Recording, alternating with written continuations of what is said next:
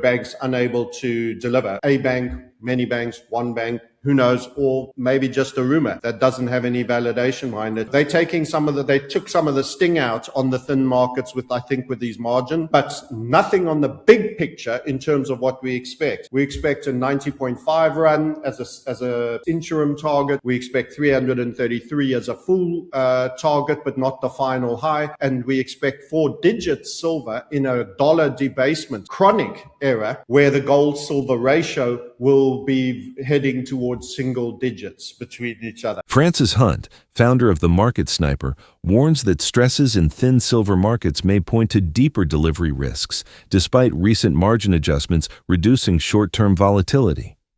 According to Hunt, these measures do not change the broader trajectory. He outlines an interim silver target near $90.50, followed by a major move toward $333, which he stresses is still not the final high. In an era of accelerating dollar debasement, Hunt expects silver to ultimately reach 4-digit prices as the gold-silver ratio compresses toward single digits, signaling a profound revaluation of monetary metals. Now, we present the clips from Francis' interview. Before we continue to discuss this, please subscribe to our channel and activate the bell icon for timely updates. Thank you and enjoy the video. Silver's doing everything we believe it should be doing, and doing so very getting more volatile, it has to be said. And I think some of that has got to do with the fact that we've had a little bit of light trading markets in the lead up to Christmas, post-Christmas, and the lead up now of New Year. So we're recording this on the 31st of December. Happy New Year to everybody by the time they watch this. And my overall take is that we're getting a little spike in volatility. I do want to highlight that silver margins for speculation have jumped twice. It may be worth, I can talk through this. I don't suppose I have to screen share for that, but we're on the 5,000 ounce contracts, the COMEX 5,000 ounce contracts. You are at 20K. They then upped it to 25, and they've now upped the 25 to 32.5. So that's a case of two back-to-back increases that have essentially taken you from 20,000 to 32,500 in total. That additional 12,500 is about 62.5% that you've had in quite short succession in two separate moves. So that will have caused a bit of chop. I would argue there's a couple of interesting things going on, and it becomes a question of which is the real market. And my opinion is that the Shanghai is now the real market for silver. It may be worth sharing the differences. There is a premium between the COMEX and the Western world's pricing, all aspects of Western world pricing versus Shanghai. And I would say also that an immense amount of delivery seems to be taking place. That's the other thing that's happened that's driven this, in that there is real. So here's the difference, in a sense, between gold's performance and silver's performance for me. Gold is the banner for the debasement of debt and fiat. And you've got out of that a catch-up year of 70% because we've been debasing slowly for a lengthy period, and we've actually had gold and silver suppression where it wasn't allowed to catch up. It should have been linear. Every year you lose, you were experiencing 3-5% inflation. You should have had a 5% move in gold and silver. But for decades, it hasn't been like that. So here's the great gift that you're getting. You're getting catch-up moves for suppression error. The difference between gold and silver in terms of their performances is that in the silver markets, it was the ultimate suppression tool, and you had above ground availability that has now largely been far more depleted, and you have real deficits of supply that have existed for multi-years. So in the silver part of the gold market, not only are you getting the inflation debasement trade elements that has driven gold, so you start with the 70% gold has, you've also had, as a loss of trust in the Western system, you've had people saying it now matters more to physically hold and control the actual metal. So they have been increased delivery, mark for delivery component in the futures market has actually seen a massive run in you don't own it unless you hold it physically. So we've had lots of images on X of even just retail Chinese people with the very popular 16 kilogram slabs, which are 500 ounce bars. The largest standard is 1,000 ounce bar.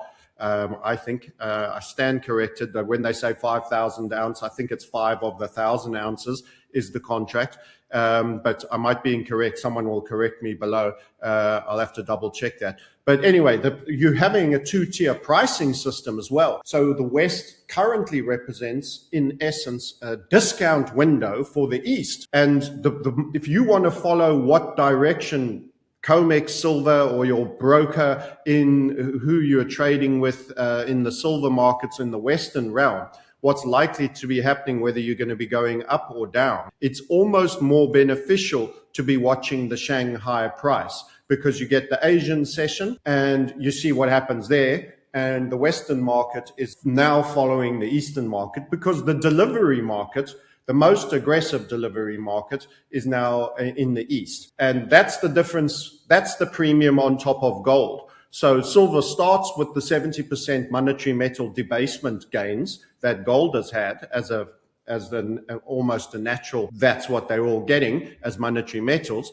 And then on top of that, it's getting the actual shortage, the run on the physical shortage. Gold, less of a shortage aspect because a lot of bullion stored. Central banks hold a lot of it. They can lease it out, lend it, do whatever. But in terms of consumption, silver has consumption. So I think that's the difference between the two, which is the main driver behind your question. How long does silver outperform? Silver market volatility is accelerating as structural forces override short-term trading noise. Recent back-to-back COMEX margin hikes, lifting requirements by over 60%, have added price choppiness, but failed to alter the broader trend. Growing physical delivery, especially in Asia, is shifting price discovery eastward, with Shanghai increasingly acting as the real silver market. A widening premium highlights a two-tier pricing system where Western paper markets function as a discount window for Eastern buyers. Unlike gold, silver faces multi-year physical supply deficits, industrial consumption pressure, and declining above-ground stocks, fueling an ongoing catch-up move after decades of price suppression.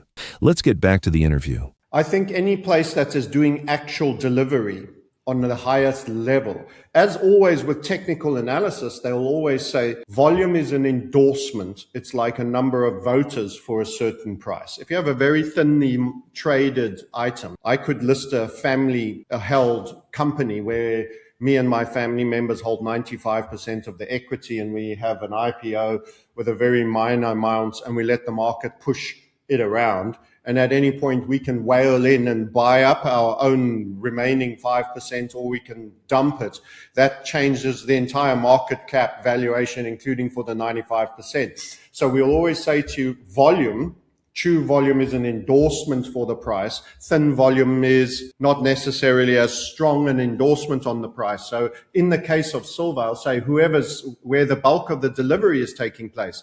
That said, it would not be accurate to just say that COMEX and LBM are just paper markets, because what's actually happening is delivery is being called for there too. But you do still have this premium. It's worth possibly showing that. So this is the Chinese contract adjusted from Chinese yuan to dollars and adjusted to ounces from kilogram. That AG, this formula you see up here. So I'm talking up top here. AG1 with the interrogation mark is the front end contract on the futures market. That is the USD to the Chinese yuan adjustment, because obviously in Shanghai it's in yuan, and so there's a currency rate in that. And then that 32.150747 is me being a little bit OCD to the umpteenth degree on the conversion of kilograms to ounces. So metric system to the accepted. So this brings this chart over here to being the leading chart, I think, for silver prices. I'm on the 1 hour mainly because I'm just trying to show you the events of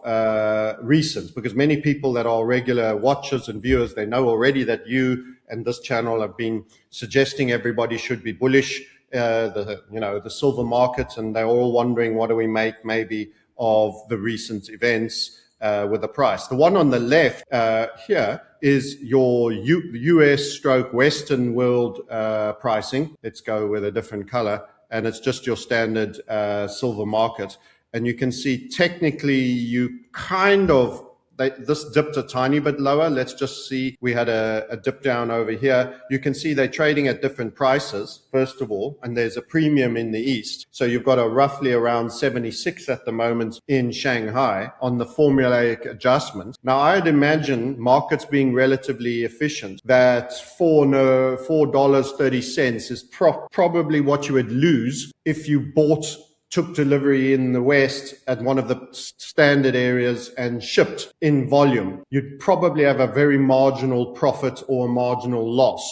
The markets are kind of quite efficient like that. So the West still gets to trade cheaper for now because there's a frictional cost to have it made available, Western delivered silver, made available to say that east, someone in China. So they'll keep buying locally where it's just a case of you get it delivered at 76, because to buy at 71, 78, as we are here, by the time you've done everything else, you'd need to have a large amount of scale and you'd probably barely be worth it, and a lot of extra hassle. So that's the premium difference for arbitraging the different markets. These are frictional. But what you'll notice is that if I just tidy up, we traded lower over here and we took out that low on the Chinese market.